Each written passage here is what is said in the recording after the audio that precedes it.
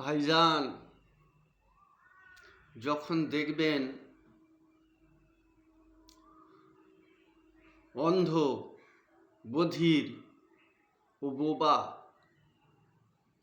ইমামতি করছেন এবং তানার পিছনে মুক্তাদি কিছু বোবা আলেম আছেন, তখন বুঝে নিতে হবে কিয়ামত নিকটবর্তী। অন্ধ, বধির, বোবা বলতে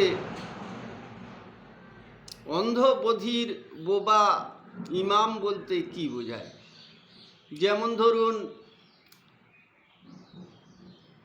ইমাম সাহেবজি তেলাওয়াত করছেন, সূরা কেরাত তেলাওয়াত করছেন,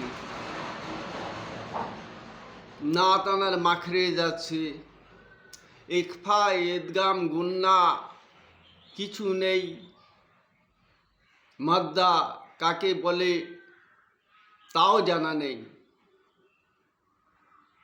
পড়তে হয় পড়ে যাচ্ছেন, তিনি কিছু বোঝেন না।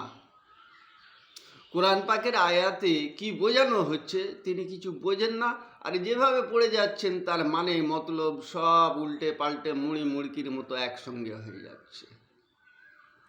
তিনি হলেন অন্ধ, বোবা, বধির ইমাম।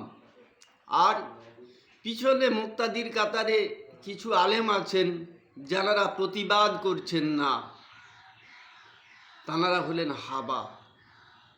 তো যখন দেখবেন একজন আলেম এই রকম অন্ধ, বধির, বোবা ইমামকে মেনে নিয়ে চলেছেন, তখনই জানবেন আখিরি জামানা, কিয়ামতের আলামত। তাই ভাইজান, আসুন আমরা চেষ্টা করি কোরআন পাককে সঠিকভাবে তেলাওয়াত করা, কেরাত করা ভালোভাবে, বিশেষ করে মাখরেজগুলো লক্ষ্য করে, নয়তো মারাত্মক ভুল হবে আমাদের তেলাওয়াতে। আসুন আমরা চেষ্টা করি, চেষ্টা করতে তো বাধা নাই।